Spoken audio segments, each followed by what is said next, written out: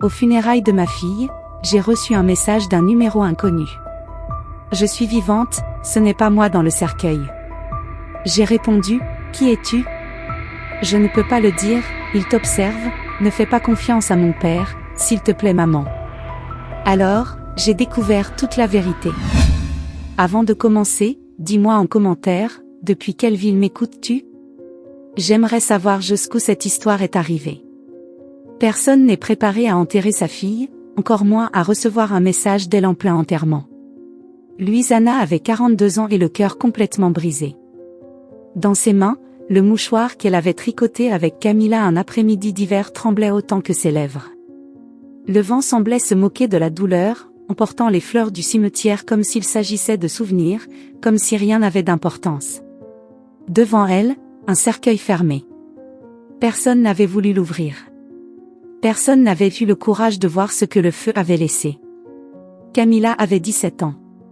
C'était sa seule fille. Sa compagne, son moteur, sa raison de se lever chaque matin pour travailler en double service à nettoyer des maisons qui n'étaient pas les siennes. Elle avait des rêves, un rire facile, un cahier plein de dessins et le désir d'étudier l'art. Elle disait que le monde était trop gris et qu'elle allait le peindre d'autres couleurs. Louisanna ne pleurait pas. Non pas qu'elle ne le voulait pas. Elle ne pouvait pas. Ses larmes s'étaient taries dès l'instant où elle avait reçu cet appel froid, bureaucratique, il y a eu un incendie. Votre fille était dans l'immeuble. Nous sommes désolés. Tout ce qui suivit fut un tourbillon insensé. L'école n'expliqua presque rien. Le corps était méconnaissable. Identifié seulement par un pendentif en forme de cœur que Camilla portait souvent, celui que Louisanna elle-même lui avait offert pour son 15e anniversaire. Les autorités dirent que c'était suffisant. Elle n'eut pas la force de contester. Les funérailles étaient modestes. Seulement 3 personnes.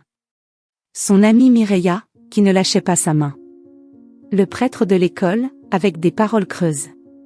Et Esteban, son mari. Esteban se tenait quelques pas en arrière. Il serrait un chapelet entre ses mains jointes, les yeux fermés. Il semblait prier, mais son expression était artificielle. Louisanna le connaissait trop bien. Ses larmes étaient retenues, mais pas par tristesse. C'était autre chose. Quelque chose d'inconfortable. Depuis des années, Esteban n'était plus le même. Le travail l'absorbait, disait-il. Les nuits le trouvaient dehors. L'affection s'était évaporée au fil du temps et, bien qu'ils partagent le même lit, ils semblaient vivre sur des planètes différentes. Mais Camilla l'adorait. Malgré tout. Louisanna resta debout, fixant le cercueil fermé comme si elle attendait encore que quelqu'un crie que tout cela n'était qu'une mauvaise blague. Que Camilla se cachait derrière un arbre, en train de préparer l'une de ses farces idiotes. Mais personne n'apparut. Seulement le prêtre, d'une voix monotone, que le Seigneur accueille dans sa gloire Camilla Moral. Et alors, son portable vibra dans son sac. Louisanna hésita à répondre. Qui pouvait l'appeler, en plein enterrement? Elle le sortit avec l'intention de le mettre en silencieux. Mais l'écran affichait un numéro inconnu. Et un message qui glaça son âme. Je suis vivante. Ce n'est pas moi dans le cercueil. Elle sentit le monde s'écrouler.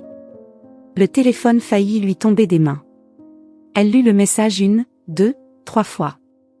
Elle regarda autour d'elle, comme si quelqu'un d'autre avait pu le voir. Esteban la regarda un instant, arquant un sourcil. Elle cacha rapidement le portable. Sa gorge brûlait. Son estomac se serrait. Était-ce une cruauté? Une mauvaise plaisanterie? Quelqu'un jouant avec sa douleur? Mais son intuition criait autre chose. Il y avait dans ce message, un ton, une urgence, qui paraissait vraie. Cette façon d'écrire. C'était Camilla. Elle le sentait dans ses os.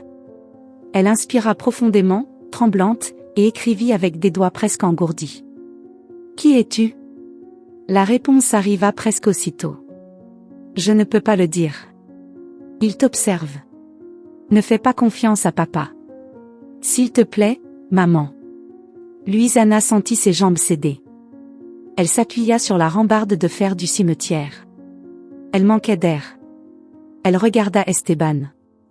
Il parlait avec le prêtre, souriant faiblement. Comme si de rien n'était. Elle ne dit rien. Rangea le portable, ferma les yeux et avala sa salive. À partir de ce moment, tout changea. De retour à la maison, Luisana ne parla pas. Esteban tenta de l'embrasser, mais elle se recula. Elle dit qu'elle était fatiguée, qu'elle avait besoin de dormir. Il n'insista pas. Il monta à son bureau et ferma la porte à clé, comme toujours. Luisana s'enferma dans la salle de bain. Elle sortit son téléphone avec des mains moites. Relut le message. 1, 2, 5 fois. Chaque mot lui frappait la poitrine comme une pierre. Ne fais pas confiance à mon père. C'était de la folie? Ou peut-être pas. Elle commença à se rappeler de choses. De petits détails qu'elle avait ignorés. Les fois où Camila disait qu'Esteban entrait dans sa chambre sans frapper. Quand elle lui avait demandé de ne pas la laisser seule avec lui. Les nuits où elle pleurait sans explication. Et Luisana, absorbée par le travail, par la routine, n'avait pas posé les questions qu'elle aurait dû. Elle se sentit coupable. Dégoûtée. En silence, elle se demanda si sa fille avait essayé de lui dire quelque chose et qu'elle n'avait simplement pas voulu entendre. Elle composa le numéro du message. Ça sonna une fois. 2. 3.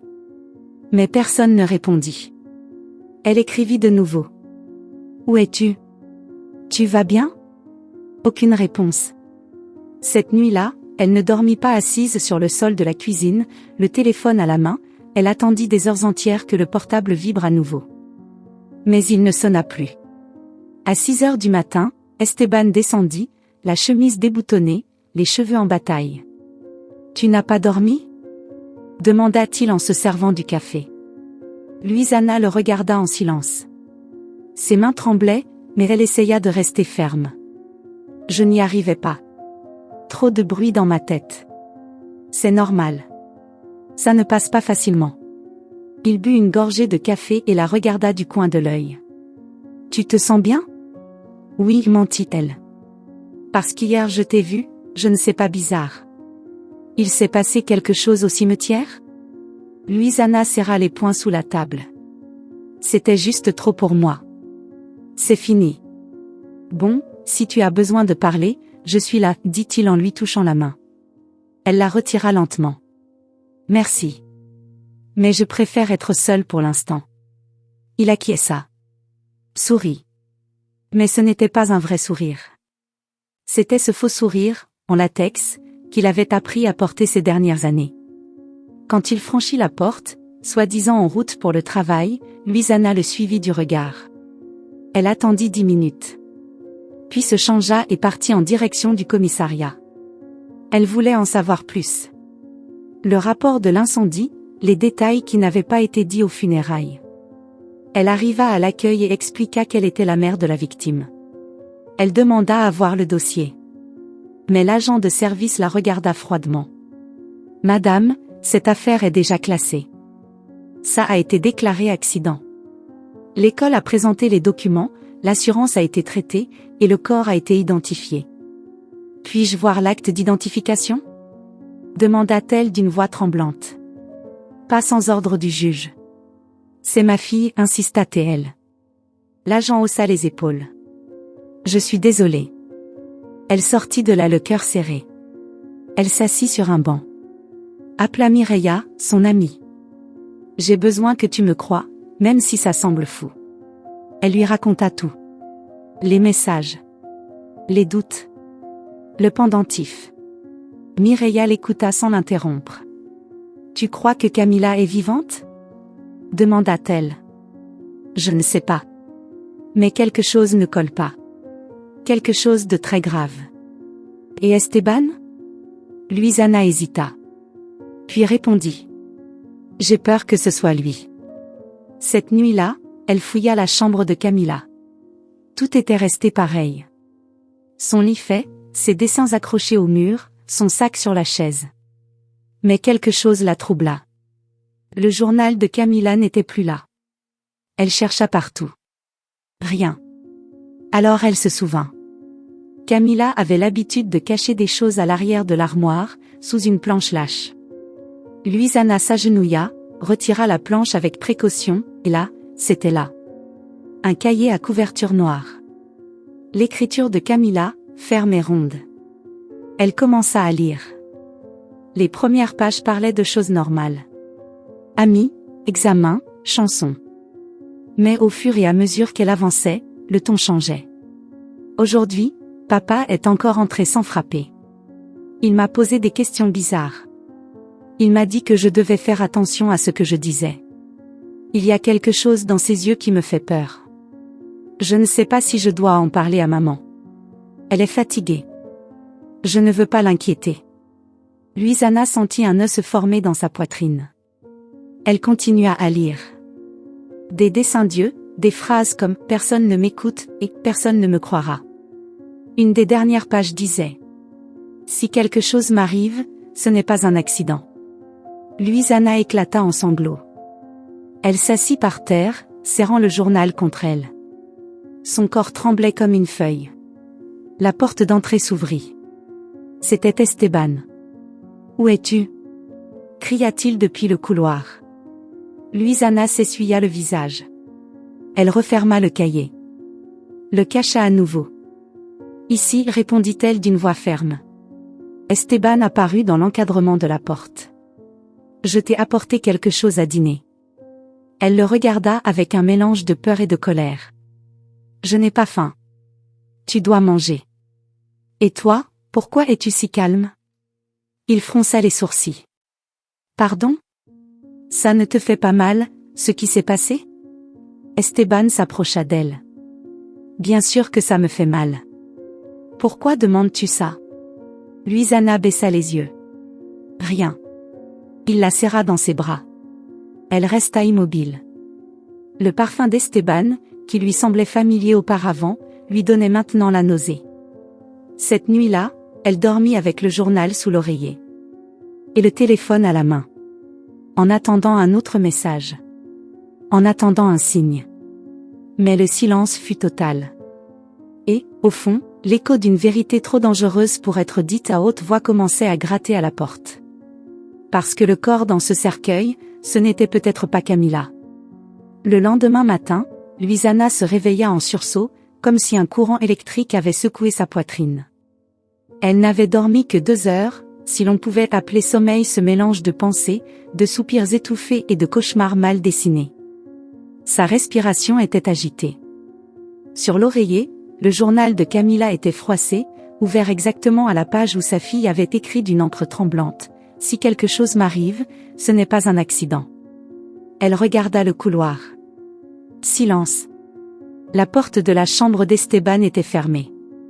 La maison sentait encore le café de la veille et l'absence d'un rire qui n'était plus là. Elle se leva sans bruit. Ses pas sur le sol froid étaient aussi prudents que sa respiration. Elle descendit à la cuisine, alluma la cafetière comme chaque matin, mais ce n'était pas par habitude. C'était une excuse. Au cas où Esteban se réveillerait et demanderait pourquoi elle était debout si tôt. Le téléphone était toujours sur la table, sans réponse. Le numéro auquel elle avait écrit ses messages restait muet. Mais Louisanna le regardait comme s'il pouvait lui parler. Comme si elle espérait qu'à tout moment, il vibre à nouveau, apportant un indice, un nom, une adresse, quelque chose qui lui dirait que Camilla était là dehors. Elle s'assit à table, le cahier entre les mains, et recommença à lire. Camilla avait écrit à propos d'ombre à la fenêtre.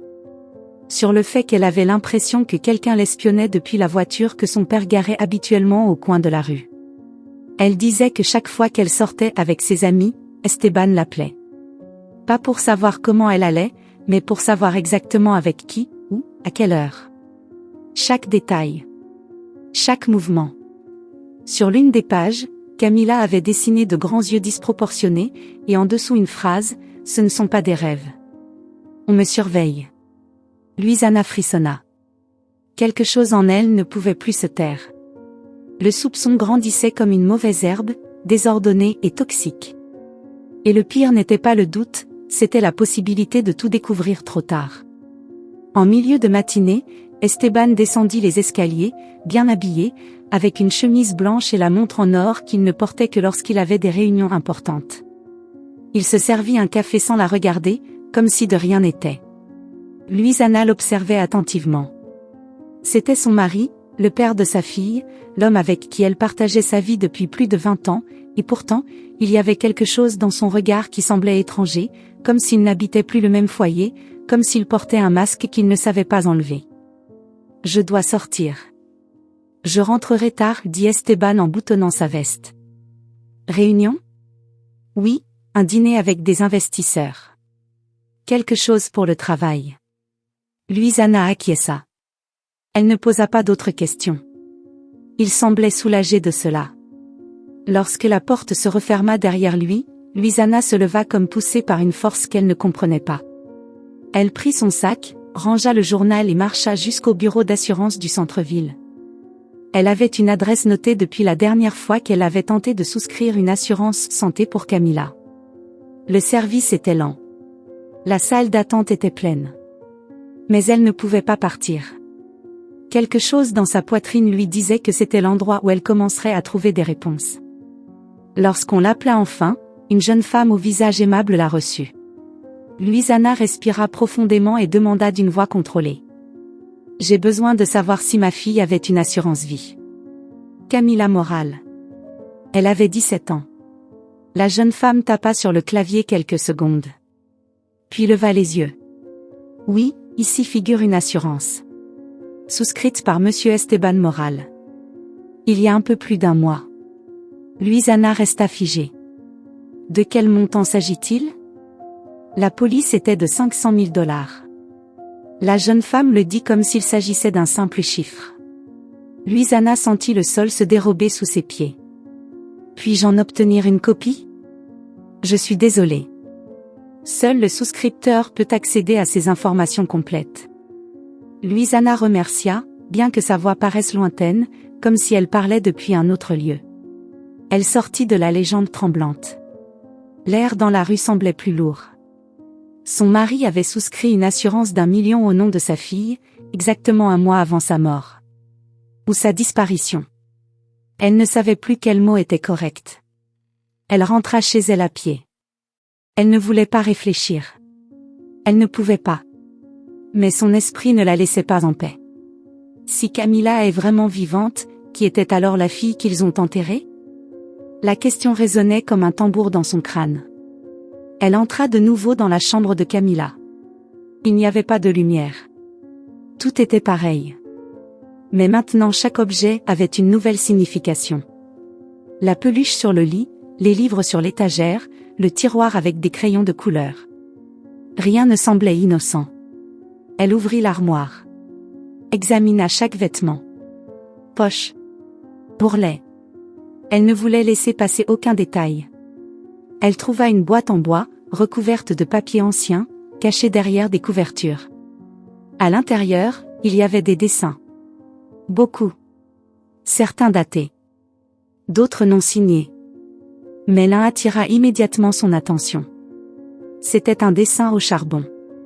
On y voyait une silhouette masculine debout devant une fenêtre. Au fond, se dessinait une plus petite figure assise, comme si c'était une petite fille enfermée. Et dans le coin du papier, un mot, papa. Louise-Anna s'assit par terre. Ferma les yeux. Essaya de contrôler sa respiration. Mais tout débordait en elle. Ce n'était plus seulement des suppositions. Camilla avait eu peur. Elle avait essayé de laisser des indices. Et maintenant, le silence. Elle alluma son téléphone. Vérifia le numéro inconnu. Rien. Il ne répondait toujours pas. Dans un élan, elle écrivit à nouveau. « Tu es là ? Dis-moi quelque chose, s'il te plaît. Je ne sais pas quoi faire. » Elle attendit. 10 minutes passèrent. Puis 20. Rien. Presque 1 heure plus tard, alors qu'elle essayait de préparer un thé qu'elle ne but pas, le téléphone vibra. Louise-Anna le prit avec des mains tremblantes. « Il y a des choses que tu ne sais pas sur papa. Il me suivait. Il me surveillait. Il voulait que je me taise. » Louise-Anna s'effondra sur la chaise. Le thé se renversa sans qu'elle s'en aperçoive. Ce message confirmait tout. Il voulait qu'elle se taise sur quoi ? Que savait Camilla ? Elle recommença à écrire. « Où es-tu ? Qui t'a-t-il fait du mal? Mais il n'y eut pas de réponse. Elle passa l'après-midi à regarder l'écran, sentant le temps s'écouler comme un animal blessé. Elle regardait la porte toutes les 5 minutes, craignant le retour d'Esteban. Quand il arriva, il faisait déjà nuit. Son haleine sentait le vin et un parfum étranger. « Tu as déjà dîné ?» demanda-t-il en enlevant son manteau. « Je n'avais pas faim, répondit-elle sans lever les yeux. « Ça va ?» Luisana acquiesça, tout en ramassant le thé froid sur la table. « Tu as l'air distante, ajouta-t-il en s'approchant. « Je suis fatiguée, dit-elle. « Tu sembles tendue. »« Et toi ?» demanda-t-elle enfin en le regardant. « Tu n'es pas tendu ?» Esteban fronça les sourcils. « Pourquoi le serais-je ? » « Parce que nous avons perdu notre fille. » Il baissa les yeux, fit une pause. « Nous ne montrons pas tous la douleur de la même manière. »« Non. »« Bien sûr que non, » dit-elle en baissant la voix. « Certains la cachent très bien. » Esteban la regarda, mais ne dit rien.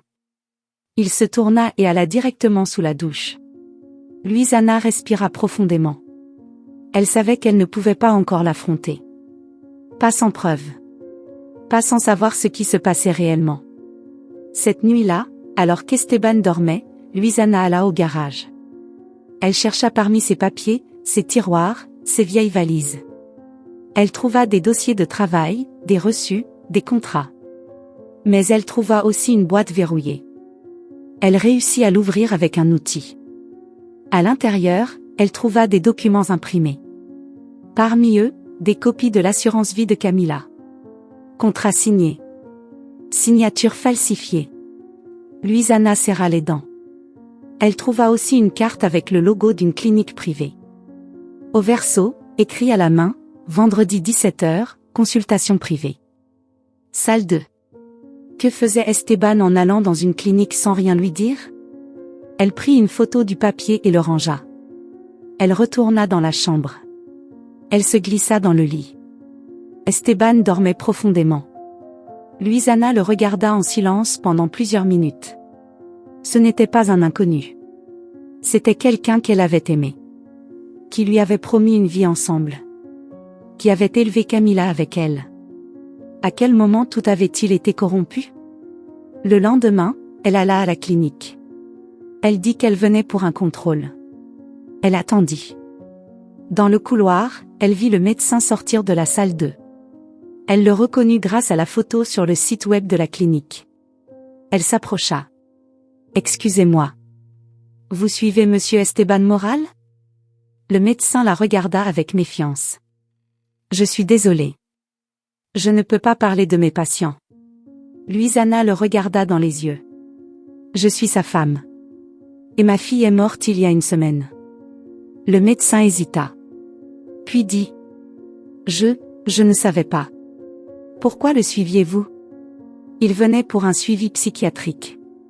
Il me disait que sa fille était hors de contrôle. Qu'elle avait des comportements dangereux. Luisana sentit quelque chose se briser à l'intérieur. Que vous a-t-il dit d'autre? Qu'elle fantasmait des choses, qu'elle inventait des accusations. Moi, je ne pensais pas que c'était si grave. Luisana avala sa salive. Le médecin était parti. Elle sortit de la clinique en sentant que le monde vacillait. Esteban avait tout préparé. Il avait peint Camila comme une fille instable, conflictuelle. Il nettoyait son image au cas où quelque chose tournerait mal. Quand elle rentra chez elle, Esteban était dans le salon, regardant la télévision. Il se tourna en la voyant. « Où étais-tu? » « Me promener. J'avais besoin de réfléchir. Et je pense trop. C'est ça qui me tue. » Il sourit. « Alors, mieux vaut ne pas trop réfléchir. » Luisana le regarda. Son estomac se nouait. Elle ne pouvait plus garder le silence. Cette nuit-là, dans sa chambre, elle ouvrit la boîte de souvenirs où elle gardait les affaires de Camila. Photos, lettres, bracelets. Et là, parmi les objets, elle vit quelque chose qui la paralysa. Le pendentif. Celui qui, selon tous, avait permis d'identifier le corps de sa fille. Elle l'avait. Louisanna sentit les murs s'effondrer autour d'elle. L'objet qui aurait soi-disant été retrouvé sur le corps brûlé, était là. Intact. Cela confirmait tout. La fille qu'ils avaient enterrée, n'était pas Camilla. Et alors, pour la première fois, elle ne ressentit pas de peur. Elle ressentit de la colère. Une colère comme jamais auparavant. Ce n'était pas une rage ordinaire, ni même cette irritation accumulée au fil des années d'injustice ou de silence. C'était une colère qui naissait du plus profond de sa poitrine, comme si quelque chose en elle s'était réveillé après avoir été endormie trop longtemps. C'était la colère d'une mère qui commençait à voir la vérité les yeux grands ouverts. Louisanna tint le pendentif entre ses doigts comme s'il s'agissait d'une preuve sacrée. C'était le même pendentif avec lequel ils avaient identifié le corps carbonisé. Mais ce ne pouvait pas être. Il était entre ses mains. Propre, sans aucun dommage. Elle l'avait elle-même gardé des mois auparavant, lorsque Camilla l'avait enlevé en disant que le fil lui piquait le cou. Alors, qui était la personne dans le cercueil? Pourquoi tout le monde a-t-il accepté la version officielle sans la remettre en question? Qui bénéficiait de tout cela? La nuit tomba sur la maison comme une couche épaisse. Esteban dormait dans la chambre voisine. Louisanna ne ferma pas les yeux. Elle sentait que si elle le faisait, quelque chose de terrible se produirait. Chaque craquement du bois lui semblait être une menace, chaque ombre semblait l'observer. Elle serrait le journal de Camilla contre sa poitrine, comme s'il était sa seule arme contre le vide. À 6 heures du matin, elle quitta la maison. Elle ne prépara pas de petit déjeuner, ne laissa pas de mots. Elle se dirigea vers l'école. Cette école privée où sa fille, grâce à une bourse, étudiait parmi des enfants de familles beaucoup plus aisées. La directrice, une femme au visage lisse et au sourire artificiel, l'accueillit avec une politesse gênée. « Madame Morale, je pensais qu'après les funérailles, il n'y aurait plus, balbutia-t-elle, plus de visites. J'ai besoin de vous parler. Il y a des choses que je ne comprends pas, dit Louisanna, sans détour. Je comprends votre douleur. Mais vous devez essayer d'accepter ce qui est arrivé. La perte d'un enfant est. Ne me faites pas de discours. Je veux voir les vidéos de surveillance du jour de l'incendie. La directrice cligna plusieurs fois des yeux, comme si elle ne s'attendait pas à cette demande. Cela a déjà été remis à la police, et selon ce qu'on m'a dit, les caméras étaient en panne. Toutes. Nous avons eu une coupure de courant la veille au soir. Cela a justement affecté ce système. Louisanna la regarda fixement. Il était impossible que ce jour-là, à ce moment précis, aucun enregistrement n'ait été conservé. Quelque chose sentait la dissimulation. Et les fichiers de présence? Insista-t-elle. Y a-t-il un enregistrement que Camilla est entrée ce jour-là? Les papiers ont été endommagés dans l'incendie. Une partie des archives a été détruite par l'eau utilisée par les pompiers. Louisanna sentait que la directrice offrait des explications calculées, comme si elles avaient été préparées à l'avance. Puis-je parler à ses camarades? Les enfants sont déjà retournés en classe. Mais beaucoup sont sous le choc. Je ne pense pas que ce soit approprié.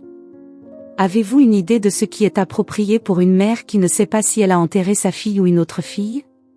La directrice baissa les yeux pour la première fois. Louisanna s'en alla sans dire au revoir.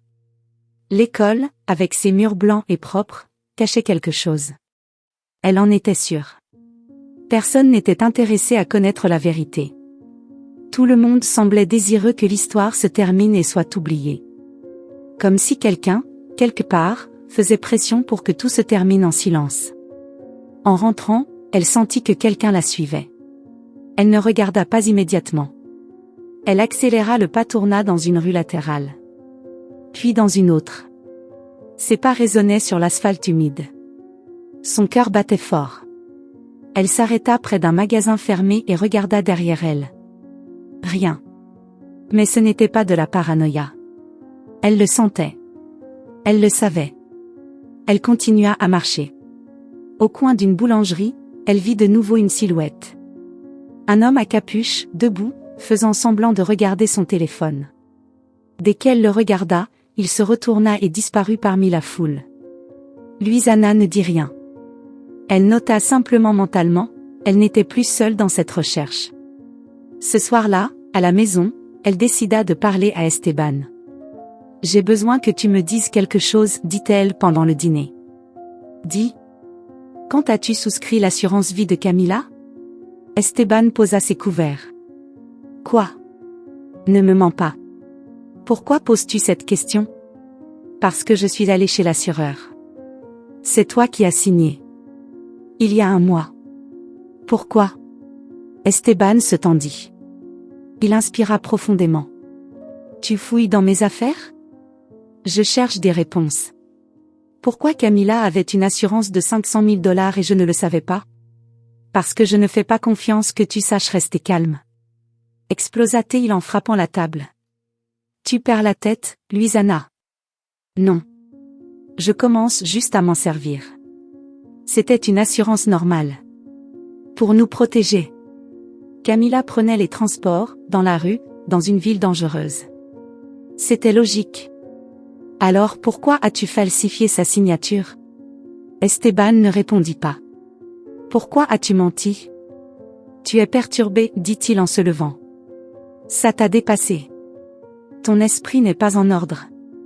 Luisana le regarda avec une colère froide. Et toi, tu n'es pas celui que tu prétends être. Cette nuit-là, il ne dormait pas dans le même lit. Luisana ferma la porte de sa chambre à clé. Elle avait peur qu'il l'entende pleurer. Elle avait peur qu'il sache à quel point elle avait peur. Parce qu'au-delà de la colère, il y avait une vérité qui la terrifiait plus que tout. Esteban était capable de tout. Le téléphone vibra à 2 heures du matin. Elle le prit immédiatement. Le message n'était pas écrit. C'était un appel. Elle répondit d'une voix tremblante. Camila ? On n'entendait que des grésillements. Puis une voix déformée. Maman, maman, tu m'entends ? Camila. Où es-tu ? Ne me laisse pas seule. Ne me laisse pas ici. Dis-moi où tu es. Dis-moi. L'appel se coupa. Luisana cria. Elle frappa le lit. Courut vers la porte et colla l'oreille. Silence. Esteban dormait. Ou faisait semblant.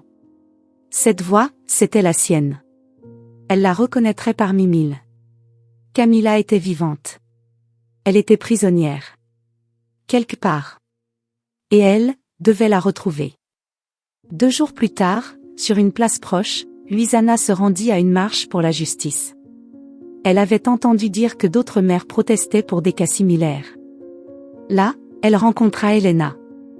Une femme au visage fatigué, aux vêtements usés, et un regard qui parlait de nuit sans sommeil. Elle tenait une pancarte avec la photo d'une jeune disparue. Eline. 17 ans. Elle avait disparu depuis presque un mois. Luisana s'approcha. C'est ta fille ? Oui, répondit Elena, à peine de la voix. Personne ne la cherche. Juste moi. Luisana l'observa. Ses doigts tremblaient en tenant la pancarte. Qu'est-ce qu'on t'a dit ? Qu'elle est partie de son plein gré. Qu'elle s'est peut-être enfuie avec un petit ami. Qu'elle reviendra. Luisana serra les lèvres. Et toi, tu sais que ce n'est pas vrai. Une mère le sait. Elles restèrent silencieuses. Comme si la douleur pouvait se partager dans le regard. Moi aussi, j'ai perdu ma fille, dit Luisana. Du moins, c'est ce qu'on m'a dit. Elena la regarda. Et toi, qu'en penses-tu ? Luisana respira profondément. Que ce n'était pas elle que j'ai enterrée. Les 2 femmes restèrent à se regarder. Comme si, sans le savoir, elles avaient attendu de se rencontrer. Luisana ne savait pas encore que leurs histoires étaient liées par une vérité cruelle. Que la fille d'Elena était le corps qu'elle avait enterré. Mais cette révélation n'arriverait pas encore. Cette nuit-là, en rentrant chez elle, elle vit de nouveau l'homme à la capuche. Cette fois, plus près. Sur le trottoir d'en face, sous la lumière vacillante d'un réverbère. Luisana s'arrêta. Lui aussi. Il ne dit rien. Il ne s'approcha pas. Il se contenta de l'observer. Elle fit un pas en avant. « Qui es-tu » cria-t-elle. L'homme s'enfuit. Luisana le suivit pendant 2 rues. Mais il disparut entre les ruelles. Elle rentra chez elle, le cœur débordant. À son arrivée, Esteban l'attendait dans le salon. « Où étais-tu ? Tu n'as pas le droit de demander. Tu te mêles de choses que tu ne comprends pas. C'est une menace ?» Esteban la regarda avec un mélange de colère et de peur. « Non.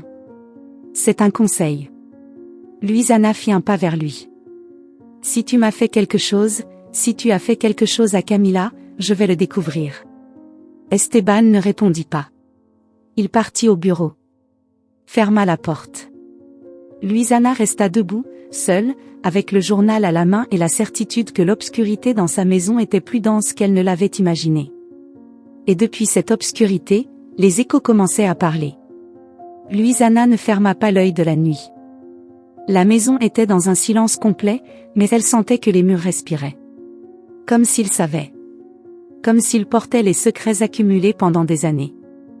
Elle avait le sentiment que tout ce qu'elle avait vécu avec Esteban avait été une illusion, une façade parfaitement construite pour cacher une vérité qui commençait à peine à émerger. Camila n'était pas morte. Ce n'était plus une idée. C'était une certitude. Sa voix déformée résonnait encore dans sa tête, « Ne me laisse pas ici. » Et cette phrase ne pouvait pas être inventée. Ce ne pouvait pas être une hallucination. Mais si Camila n'était pas celle du cercueil, alors qu'il était ? Luisana ne pouvait pas rester immobile. Elle sentait que, si elle ne bougeait pas, si elle ne faisait rien, elle se noierait dans ses propres pensées. C'est pourquoi, ce matin même, elle se rendit à l'hôpital où les restes avaient été transférés le jour de l'incendie. Elle savait que ce ne serait pas facile. Les protocoles, la bureaucratie, le manque d'accès à l'information, tout jouait contre elle. Mais elle savait aussi que, parfois, un ancien service pouvait ouvrir des portes qui semblaient fermées. À la réception, elle demanda le médecin légiste en charge du dossier. Elle se souvenait encore du nom, le docteur Miranda.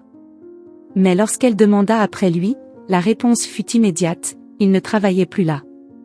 Il avait été transféré il y a 3 semaines dans une autre ville. Luisana fronça les sourcils. Tout, absolument tout, semblait soigneusement conçu pour que la vérité ne soit jamais révélée. Mais alors elle se souvint de quelque chose. Dans sa jeunesse, quand elle travaillait encore comme infirmière, elle s'était liée d'amitié avec une technicienne légiste. Elle s'appelait Véronique. Cela faisait des années qu'elle ne s'était pas parlé, mais elle avait encore son contact. Elle n'hésita pas. Elle appela. La voix de Véronique mit un moment à la reconnaître. « Luisana, quelle surprise. Après toutes ces années ? Véro, j'ai besoin de ton aide. Je ne peux pas l'expliquer par téléphone. C'est au sujet de ma fille. » Il y eut un court silence. « Passe par les archives cet après-midi. Je couvre le service. Mais viens seul. Personne ne doit savoir. » Quelques heures plus tard, Luisana arriva au sous-sol de l'hôpital. Véronique l'attendait à côté d'une boîte de dossiers. « C'est tout ce que j'ai trouvé sur le dossier, » dit-elle, en lui tendant un classeur gris. Luisana ouvrit le document avec des mains tremblantes. Les feuilles étaient marquées d'étiquettes rouges. Rapport d'autopsie. Résultats toxicologiques. Note marginale. Elle lut lentement, corps féminin en état avancé de carbonisation. Taille approximative, 1,52 mètres. Âge estimé, entre 16 et 18 ans. Multiples fractures antérieures non traitées. État de malnutrition évident. Échantillon de sédation par barbiturique.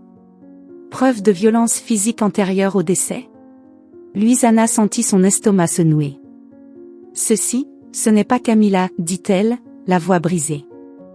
Véronique acquiesça. Je sais. C'est pour ça que je t'ai appelé. Le corps ne correspond pas à une adolescente de classe moyenne. Il présentait des marques de malnutrition sévère. Vieilles cicatrices, possiblement des brûlures antérieures.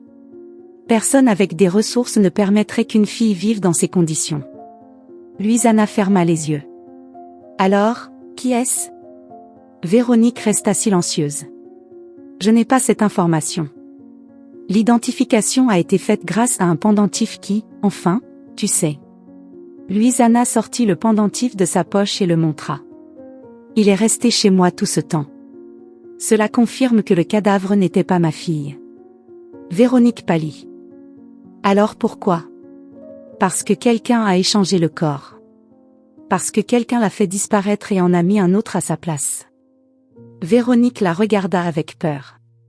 Tu parles de quelque chose de très gros. Oui. Et mon mari est impliqué. Avant que Véronique puisse dire quoi que ce soit, Louisanna rangea les papiers dans son sac. Elle n'avait plus besoin de preuves. Elle avait juste besoin de savoir qui était cette fille. En sortant de l'hôpital, elle sentit quelqu'un l'observer. Elle regarda autour d'elle. Le même homme encapuchonné était de l'autre côté de la rue. Cette fois, il ne s'enfuit pas. Il la regardait simplement. Louisanna l'affronta. « Que veux-tu » cria-t-elle. L'homme ne répondit pas. Il fit demi-tour et disparut entre les voitures. La peur revenait. Mais cette fois, elle ne pouvait pas se laisser paralyser. Cette nuit-là, avec les documents imprimés sur la table, Louisanna décida de parler à Elena. Elle l'appela. Lui demanda de se retrouver au parc, loin de chez elle. Quand elles se rencontrèrent, Elena avait le regard vide. Éline n'était toujours pas apparue. Le désespoir était son ombre. Louisanna lui tendit le rapport médico-légal. « Je crois que la fille que j'ai enterrée était ta fille. » Elena resta figée. Elle ne comprenait pas. « Que veux-tu dire » Louisanna prit une profonde inspiration. « Camilla n'est pas morte. Quelqu'un l'a fait disparaître. Le corps qu'on m'a remis, ce n'était pas elle. C'était une jeune fille maltraitée, dénutrie. Et elle avait une cicatrice sur la jambe droite, ancienne. Tu m'as dit qu'Éline avait une cicatrice de brûlure. N'est-ce pas ? Elena commença à trembler. Où est ce corps ? Au cimetière. Sous le nom de Camilla Moral. Elena porta ses mains à son visage. Elle tomba à genoux sur l'herbe. Mon Dieu ! Ce n'est pas possible. Louisanna la serra dans ses bras. Les deux femmes pleurèrent en silence. L'histoire se brisait en 1000 morceaux. Elena avait perdu sa fille sans le savoir, enterrée sous un autre nom. Louisanna avait été utilisée comme façade. Camilla était encore en vie, quelque part. Louisanna rentra chez elle le cœur brisé. Mais elle ne pouvait pas continuer à se taire. Cette nuit-là, elle affronta Esteban. « Je veux que tu me dises la vérité, dit-elle en entrant dans le bureau. Esteban la regarda sans surprise. « De quoi parles-tu » ? De l'assurance. Du corps. Du mensonge que tu as monté. Esteban se leva.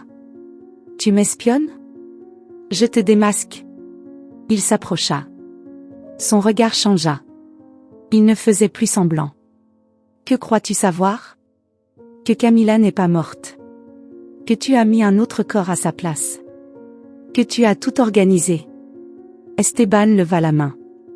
Louisanna recula. Mais il était trop tard. Il la frappa au visage. Elle tomba au sol.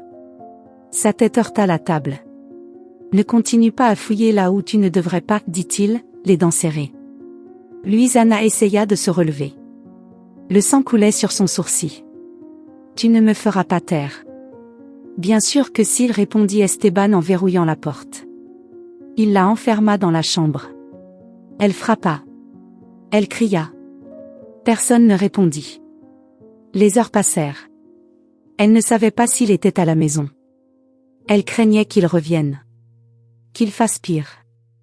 Quand elle réussit à sortir par la fenêtre, avec effort, et les pieds blessés par le bord en métal, la seule chose à laquelle elle pensa fut de survivre. Elle alla chez Mireia. Elle lui demanda de ne rien dire. Qu'elle avait juste besoin d'un endroit pour dormir. Elle n'expliqua rien. Mireia comprit que c'était grave. Cette nuit-là, Louisanna enregistra sa première vidéo. Devant une vieille lampe, avec le téléphone posé sur une pile de livres, elle parla d'une voix brisée. Si vous regardez ceci, c'est peut-être parce que je ne suis plus là. Je m'appelle Louisanna Moral. Et si quelque chose m'arrive, accusez Esteban Moral. Mon mari. Le père de Camilla. L'histoire que tout le monde croit n'est pas réelle. Camilla est vivante. Il me l'a dit. Il me l'a crié. Mais personne n'écoute. On m'a fait croire que j'avais enterré ma fille. Mais la petite dans cette tombe, ce n'était pas elle. C'était une autre. Et j'ai besoin de justice. Pour ma fille. Pour l'autre mère qui a perdu la sienne. Je n'ai pas peur. Plus maintenant.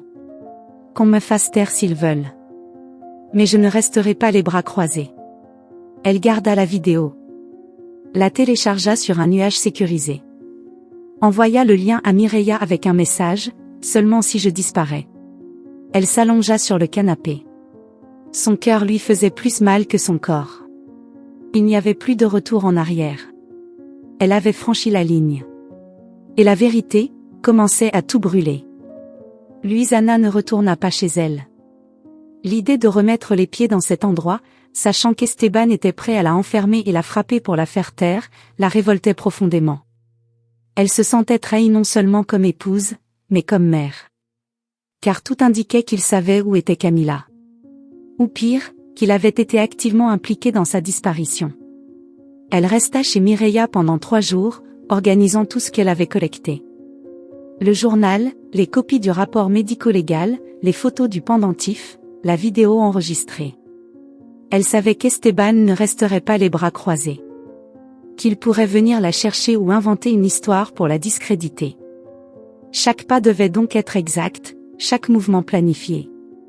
Pendant ce temps, ailleurs, loin de tout, Camila ouvrait les yeux chaque matin sans savoir exactement quel jour c'était. Elle vivait dans une routine floue, entre des médicaments qui la rendaient engourdie et une lumière qui entrait par la fenêtre comme si elle était artificielle.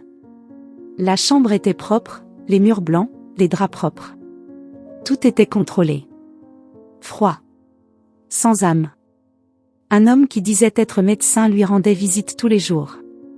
Il portait une blouse blanche, mais ses yeux étaient troubles. Il parlait lentement, comme si elle était une enfant.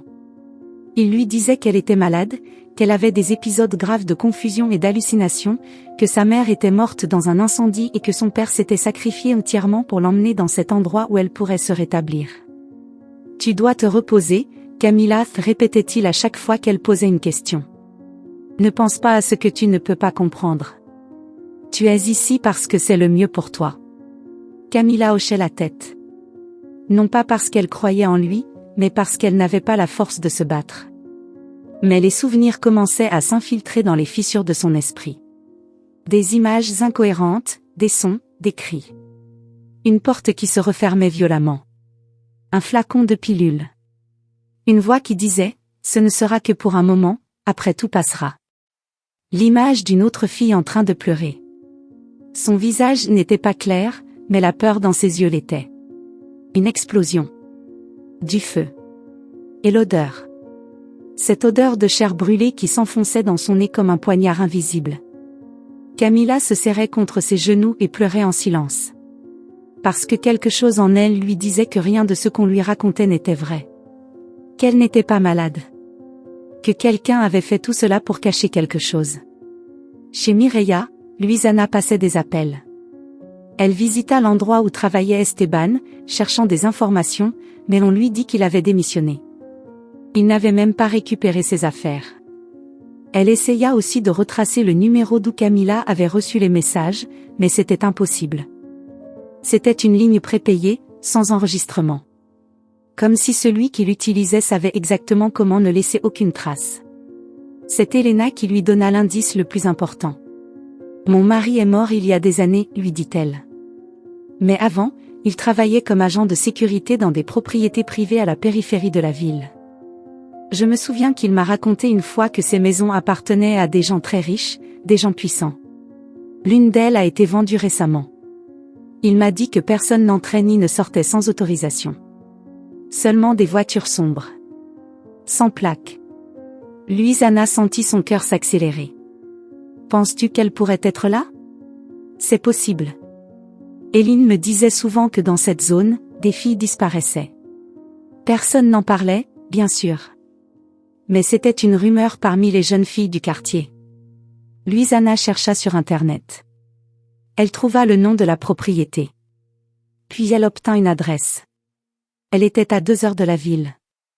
C'était une zone rurale, avec très peu de surveillance officielle, idéal pour garder quelqu'un hors du radar. Ils préparèrent un plan. Elles feraient semblant d'être des assistantes sociales effectuant une inspection de routine suite à des dénonciations anonymes. Elles portaient des gilets falsifiés et des documents improvisés. Rien de trop élaboré, mais suffisant pour semer le doute. Avec un peu de chance, elles pourraient entrer. Avec un peu de chance, Camilla serait là. Et avec encore plus de chance, elle ne tomberait pas sur Esteban trop tôt. Le voyage fut long. Silencieux.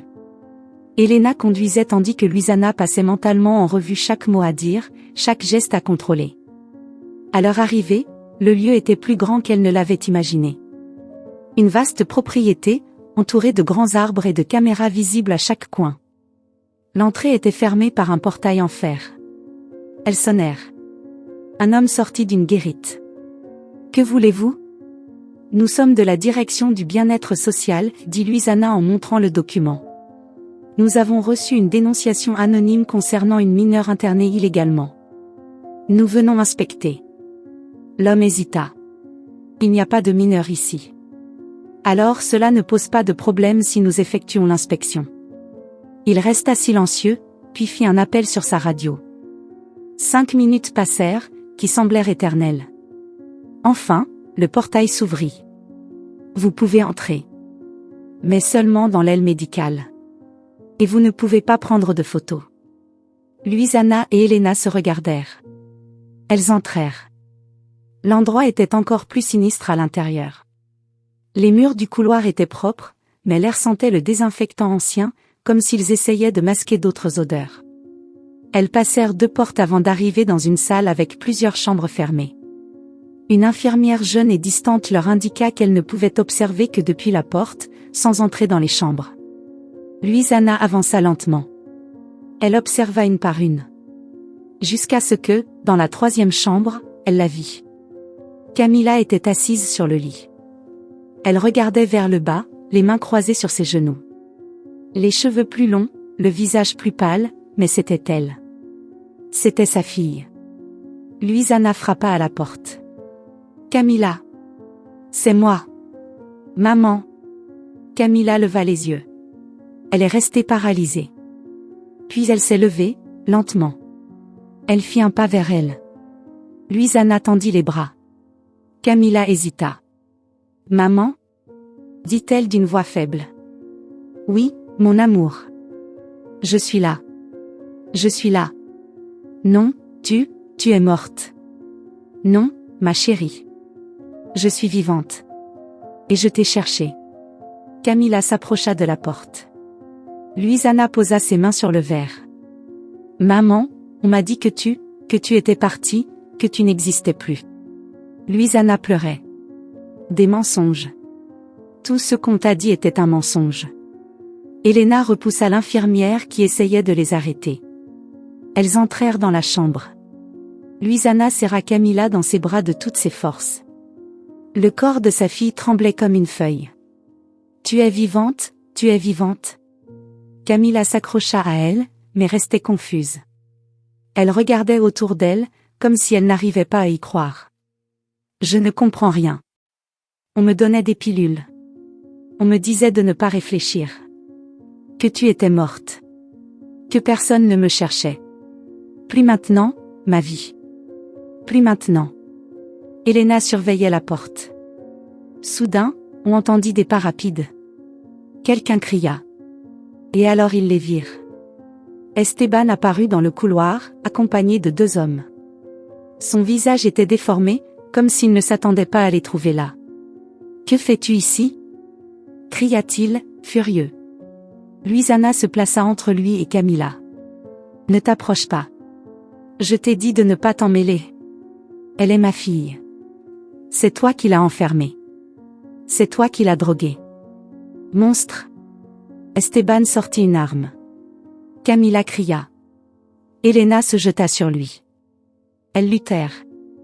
Un coup de feu retentit dans le couloir. Puis, silence. Un des hommes s'enfuit. Camilla se boucha les oreilles. Luisana tremblait. Elle regarda le sol. Esteban était blessé. Il saignait sur le côté. Elena tenait toujours l'arme. Elle haletait. Ses yeux étaient pleins de larmes. Tu allais nous tuer, dit-elle d'une voix rauque. Je n'allais pas le permettre. Esteban se tordait par terre, mais était encore vivant. Luisana serra Camila contre elle. Elle savait qu'elle n'était pas encore en sécurité. Mais à ce moment-là, pour la première fois depuis des semaines, elle ressentit un semblant d'espoir. Camila était vivante. Et la vérité ne pouvait plus être cachée. Esteban gisait par terre, la chemise trempée de sang et la mâchoire déboîtée par la douleur. Il haletait entre des dents serrées, comme un animal acculé. Elena tenait encore l'arme, tremblante, ne comprenant pas entièrement ce qu'elle venait de faire. Camila pleurait, blottie contre sa mère, et Luisana essayait de la maintenir debout, de la contenir, de la protéger de tout. Le couloir de cette maison était silencieux, mais ce n'était pas un silence paisible. C'était le genre de silence qui arrive quand des chaînes attachées à l'âme depuis des années se brisent. Le genre de silence qui précède le chaos. Les hommes qui accompagnaient Esteban n'étaient plus là. Ils avaient fui après avoir entendu le coup de feu. Des lâches qui n'obéissaient que tant que le pouvoir les protégeait. Luisana se baissa près d'Elena. Elle toucha son bras doucement. « Lâche-la, Elena, dit-elle doucement. Elena, le regard vide, remit l'arme sans résistance. « Je ne voulais pas, murmura-t-elle. Je voulais juste qu'il s'arrête. Il allait nous tuer. Je sais. Tu nous as sauvés. » Luisana posa l'arme par terre. Elle appela les urgences avec des mains fermes, presque mécaniques. Elle demanda une ambulance et la police. Elle dit la vérité. Chaque mot. Chaque détail. Ma fille était kidnappée. J'ai des preuves. Il la droguait. Il l'isolait. Il a voulu nous tuer.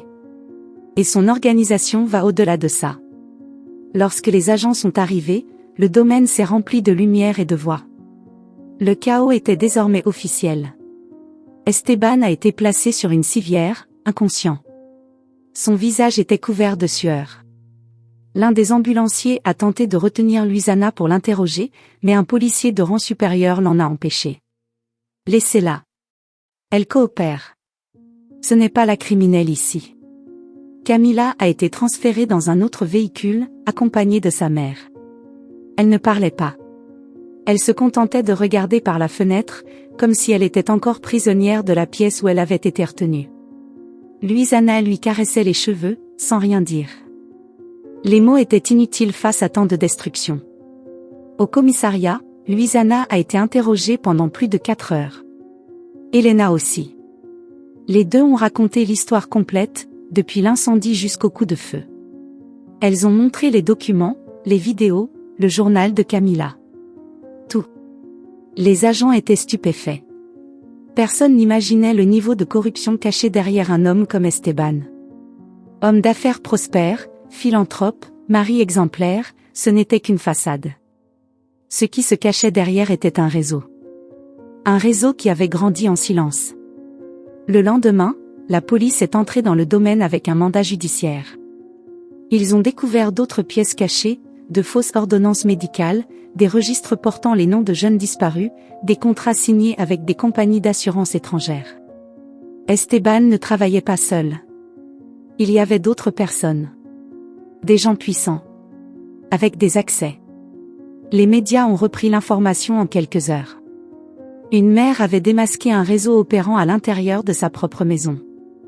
Luisana a été interviewée, bien qu'elle ne voulait pas être sous les projecteurs.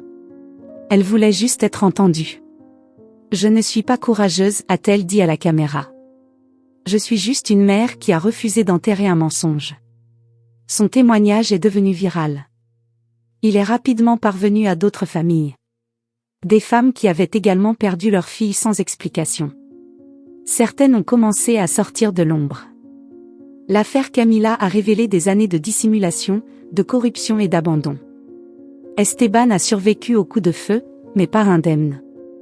Le projectile avait traversé son poumon gauche, bien qu'il se soit stabilisé, il est passé directement des soins intensifs à la détention provisoire. Depuis l'hôpital, il a demandé à parler à son avocat. Sa stratégie était claire, tout nier, accuser Louisanna d'instabilité émotionnelle et l'accuser de manipuler des preuves. C'est une femme rancunière. Elle a perdu la tête après la mort de notre fille, a-t-il déclaré. Mais le corps enterré n'était pas celui de Camilla. Et maintenant, il y avait des preuves médicales, de l'ADN, des empreintes, tout. Aucun mensonge ne pouvait tenir. Louisanna a été convoquée comme témoin clé de l'affaire. Le procès est devenu un spectacle public. Chaque audience était couverte par les médias. Le procureur a présenté des preuves de blanchiment d'argent, trafic de mineurs, extorsion et fraude aux assurances. Esteban était au centre d'une toile de crimes passés inaperçus pendant des années. Sa chute a entraîné médecins, avocats, fonctionnaires et entrepreneurs. Certains ont été arrêtés. D'autres ont disparu. Il y a eu des menaces. Des tentatives de réduire au silence Louisanna, mais il n'y avait plus de retour en arrière. Louisanna est devenue un symbole de lutte. Mais cela ne lui rendait pas la paix. Camilla, bien que libre, n'était plus la même. Elle avait des épisodes de panique, des crises nocturnes, des moments où elle oubliait qui elle était. Il y avait des jours où elle refusait de manger. Des jours où elle criait sans raison. Et des nuits où elle s'accrochait à sa mère comme si le monde allait s'effondrer à tout moment. « Pourquoi m'as-tu fait ça ?» demanda-t-elle une nuit, tremblante dans son lit. Louisanna ne sut que dire. Elle la serra simplement dans ses bras. Parce qu'il y a des gens qui ne connaissent pas l'amour. Et quand on ne connaît pas l'amour, tout ce qu'on touche est détruit. Camilla tentait de retrouver la normalité, mais le processus était lent. Elle allait en thérapie 3 fois par semaine. Elle ne voulait voir personne. Elle ne répondait pas aux messages. Elle n'utilisait pas les réseaux sociaux. Elle disait qu'elle ne voulait plus que personne la reconnaisse comme la fille de l'affaire. Louisanna ne la pressait pas. Elle était simplement là. Jour après jour. Avec patience, avec douleur, avec cette fermeté que possèdent les mères qui ont touché l'enfer et en sont revenues pour raconter l'histoire. Elena, quant à elle, vivait un deuil qu'elle ne savait pas nommer. Elle avait perdu Eileen de la pire manière possible. Elle avait enterré sa fille sans le savoir, sous le nom d'une autre. Elle avait crié justice et n'avait obtenu que l'indifférence. Jusqu'à ce que sa rage sauve une autre vie. Louisanna lui rendait souvent visite. Elle lui apportait nourriture, vêtements, câlins. Parfois, elle parlait pendant des heures. Parfois, elle ne disait rien. Elle s'asseyait simplement sur le même banc du même parc, regardant dans le vide, partageant le silence de celles qui ont déjà tout perdu. « Penses-tu qu'un jour je pourrai me pardonner ?» demanda Elena un matin.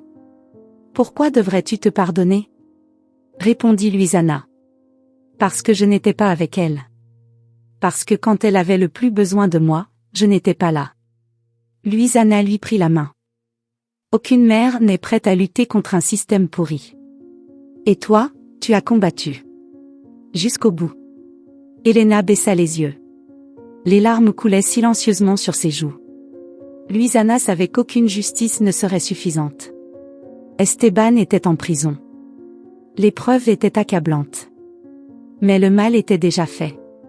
Eileen ne reviendrait pas, Camilla ne serait plus jamais la même. Elle non plus. Il y eut un jour où elle reçut une lettre de prison. C'était d'Esteban. Elle ne l'ouvrit pas. Elle la brûla sans la lire. Elle n'avait pas besoin de ces mots. Elle ne voulait pas d'explication. Il n'y avait pas de place pour la rédemption. Dans le salon de sa maison, elle accrocha une photo de Camilla prise à 12 ans, souriant face à la mer. C'était le souvenir qu'elle voulait garder. Pas celui de la fille brisée, au regard éteint. Pas celui de la victime. Mais celui de la petite fille qui rêvait de peindre le monde.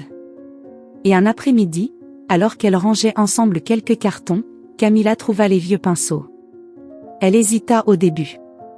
Puis elle les tint maladroitement entre ses doigts, comme s'ils n'étaient pas à elle. Louisanna la regardait sans intervenir. Camilla prit une feuille, trempa le pinceau dans l'eau, choisit la couleur bleue. Elle traça une ligne courbe. Puis une autre. Elle continua en silence. Sans dire un mot. Louisanna sut que ce geste était un commencement. Pas la guérison. Pas le salut. Mais un commencement. Le prix de la vérité avait été élevé. Trop élevé. Mais maintenant, le monde savait ce qui s'était passé. Et bien que la justice ne guérisse pas les blessures, elle ouvrait au moins la voie pour que d'autres ne se reproduisent pas. Louisanna publia une nouvelle vidéo. Je m'appelle Louisanna Morale. Depuis des mois, on m'a fait croire que ma fille était morte. On m'a fait enterrer une autre jeune fille comme si elle était la mienne. On m'a frappé, on m'a fait taire, on m'a menacé. Mais j'ai décidé de ne pas abandonner. Pas pour moi. Pour elle. Pour Camilla. Pour Eileen. Pour toutes celles qui ne sont plus là. Si toi, qui écoutes cela, as des doutes, si quelque chose te paraît étrange, ne te tais pas. Ne laisse pas passer. Parce que lorsqu'une mère parle, le monde entier devrait écouter. Et cette fois, elles écoutèrent. La vidéo de Louisanna devint un miroir pour beaucoup. Des femmes de tous âges et origines commencèrent à partager leurs propres blessures, leurs propres quêtes. Certaines parlèrent pour la première fois. D'autres écrivirent des lettres qu'elles gardaient depuis des années. L'histoire de Camilla n'était plus seulement la sienne. Elle était celle de toutes. Les médias suivirent l'affaire pendant des semaines. Le procès d'Esteban devint un symbole. Pas seulement à cause de la gravité de ses crimes, mais parce que la vérité avait été révélée par une mère en qui personne n'avait cru au début. Une femme ordinaire, sans pouvoir, sans ressources, sans d'autres armes que sa voix et sa détermination. Louisanna ne remit jamais les pieds dans cette maison où tout s'était effondré. Elle vendit ce qu'elle put, donna le reste. Avec l'argent qui lui restait et l'aide d'une organisation de soutien aux victimes, elle déménagea avec Camilla dans une petite ville côtière, où personne ne les reconnaîtrait, où elle pourrait recommencer sans être celle de l'affaire Morale. Le premier mois fut difficile. Camilla parlait à peine. Elle dormait le jour et marchait la nuit, comme si son horloge interne était déréglée. Elle faisait des cauchemars. Transpirait froidement. Pleure silencieusement. Louisanna, bien que brisée intérieurement, resta entière. Elle lui préparait à manger, lui parlait doucement, racontait des histoires du passé. Elle ne forçait rien. Elle apprit que guérir, ce n'est pas pousser, mais attendre. Et attendre, c'est aussi aimer. Un matin, Camilla s'assit devant une feuille blanche. Elle ne la toucha pas.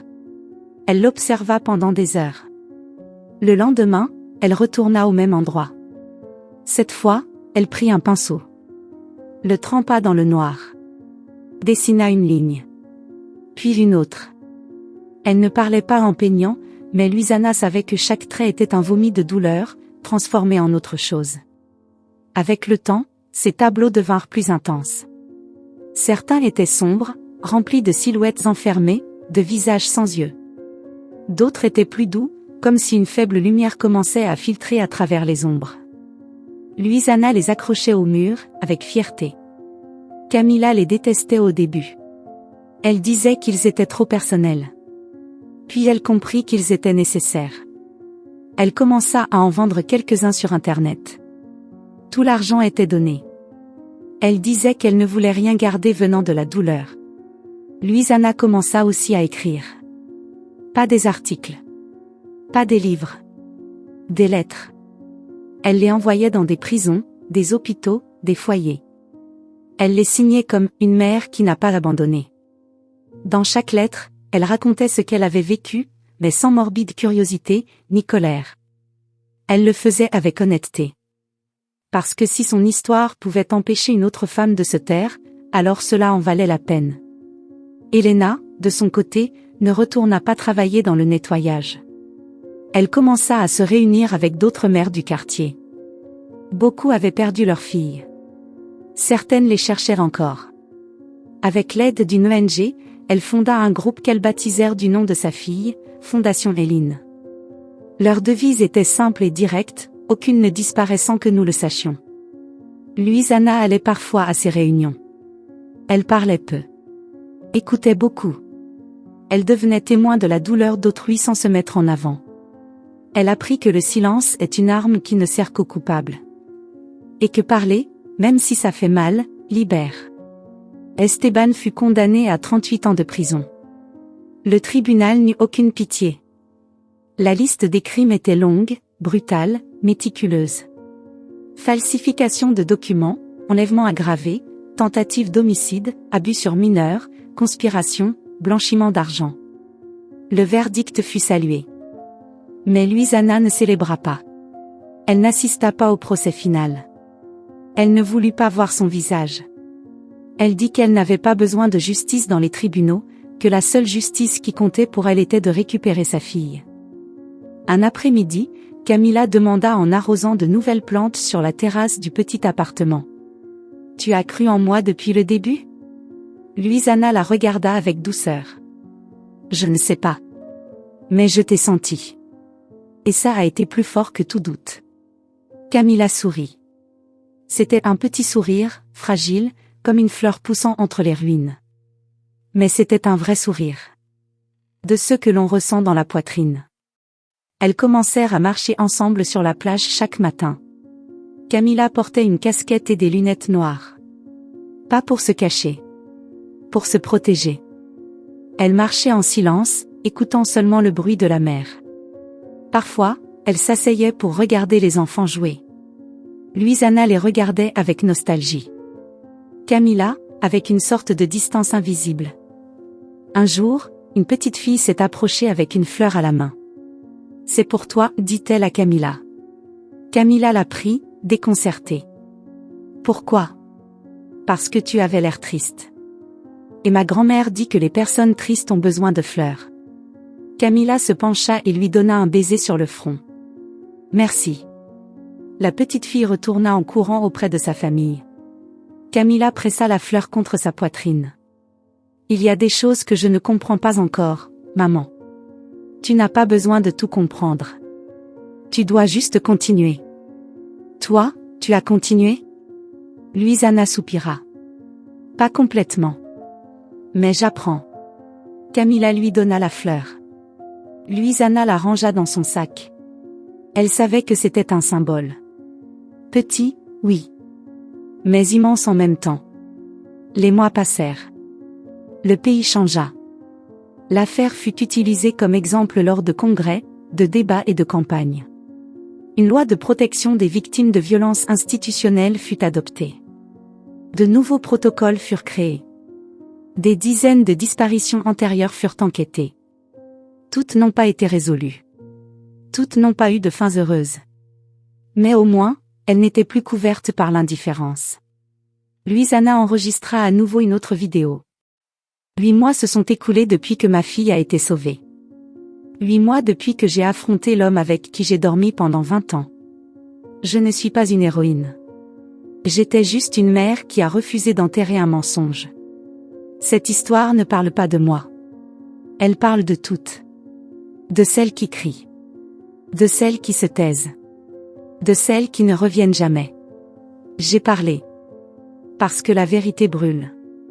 Mais elle libère aussi. Et moi, je n'ai plus peur de me brûler. Cette vidéo dépassa 1 million de vues en une semaine. Louisanna ne monétisait rien. Elle ne cherchait pas d'interview. Elle partageait simplement. Et cela suffisait pour atteindre ceux qui en avaient besoin. Une nuit, tandis que Camilla dormait profondément, Louisanna se leva et alla sur le balcon. Le ciel était clair, avec des étoiles qui brillaient comme si elle ne connaissait rien de la douleur humaine. Elle pensa à Eileen. À Elena. Aux mères qui cherchaient encore. À celles qui n'ont jamais rien trouvé. Elle pensa à elle-même. À cette femme qui, quelques mois plus tôt, pleurait devant un cercueil fermé, convaincue d'avoir tout perdu. Et elle pensa à cette autre femme qui était là aujourd'hui, encore brisée, oui, mais debout. La vie ne lui avait pas donné de répit. Mais elle ne lui avait pas non plus ôté le droit de recommencer. Elle ferma les yeux. Inspira profondément. Écouta depuis la chambre le murmure doux de Camilla endormie. Et pour la première fois depuis longtemps, elle ne ressentit ni peur, ni colère, ni soif de vengeance. Elle ressentit la paix. La série se termina avec sa voix en narration pendant que les images montraient des moments réels de reconstruction, des femmes s'embrassant, des fresques avec les noms des disparus, Camilla peignant sur une place publique. J'ai perdu une fille, et je l'ai retrouvée en ruine. Mais je l'ai reconstruite avec amour. La vérité brûle, mais elle libère aussi. Et aujourd'hui, je choisis de vivre sans peur. Parce que je ne suis plus seule. Parce que plus jamais, nous ne nous tairons. Si cette histoire vous a touché, partagez-la avec vos amis et faites partie du changement. Dites-nous dans les commentaires, que feriez-vous dans une situation similaire? D'où nous regardez-vous? Nous aimerions le savoir. Beaucoup de personnes traversent des situations semblables. Nous espérons que la voix de Luisana vive dans votre cœur. N'oubliez pas de liker, de vous abonner à la chaîne et de partager avec vos amis et votre famille pour montrer votre soutien.